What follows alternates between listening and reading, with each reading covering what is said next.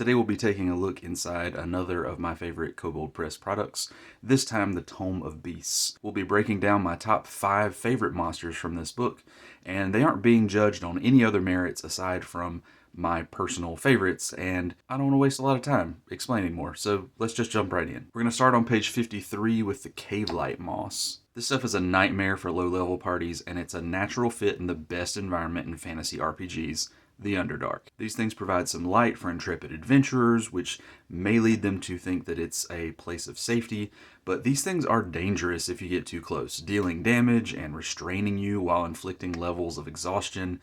They might be relatively unassuming, at least at first glance, but I'm a sucker for Underdark creatures that will catch players off guard, and this one certainly does. Speaking of catching players off guard, my next creature on the list is the Horde Golem, which is on page 234. Just when the players think they've defeated the boss monster and they've got a hoard of treasure to divvy up among themselves, the treasure blows up into a whirlwind of gold pieces, bludgeons the whole party for 6d10 damage, and steals the most valuable item from every character that get caught in the whirlwind. Oh man, if there is any way to make your players super mad, it's by snatching their treasure away from them.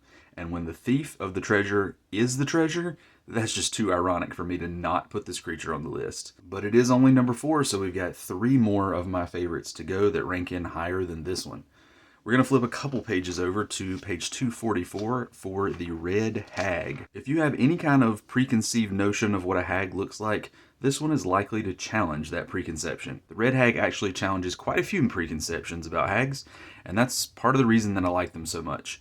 They use druidic magic for one, which is a cool switch from the arcane magic that's more common among their kin. They also have a super dangerous area of effect attack called Siphoning Aura, and it is one of the grossest abilities that I've ever run in a game. Essentially, they draw out all of the fluids from all the creatures in a 30-foot radius through their eyes and mouth and pores, etc. Kind of like a vampire sucking the blood of everybody in the ballroom instead of just that one victim they managed to corner. Gross, terrifying, and really cool for a villain in a campaign. Definitely one of my favorites. From there we move over to the Weeping Treant on page 388. While traditional treants are considered goodly guardians of the forest, these are creepier and edgier. They're not quite evil, their alignment is listed as neutral, but they certainly look evil, and they are guardians of the forest, much like their larger kin, but instead of animating plants, they weep acidic tears that splash onto anyone attacking them in melee, and the acid keeps burning until you take the time to wipe it off.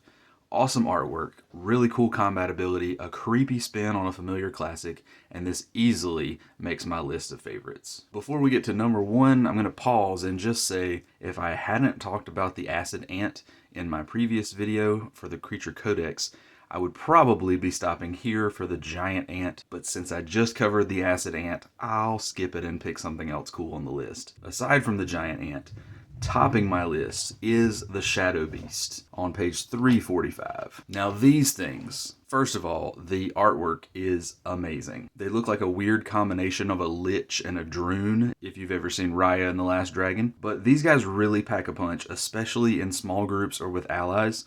They have this special ability called Shadow Push that can knock multiple opponents to the ground, making them prone, and then they have great melee attacks to capitalize on the advantage that grants, which of course their allies could do as well. They're awesome skirmishers with a fast movement speed and the ability to move through solid objects. They can also cast Fear and Telekinesis, and while Fear is pretty straightforward, Telekinesis gives them a lot of utility that a creative GM can capitalize on to put players in really unexpected situations. Best of all, these things aren't even undead, although I wouldn't fault you for changing their creature type to undead to better match their appearance. But all in all, these are the best creatures, in my opinion, in the book, with a solid suite of abilities and some of the coolest artwork that I've ever seen in a role-playing game book. Maybe ever.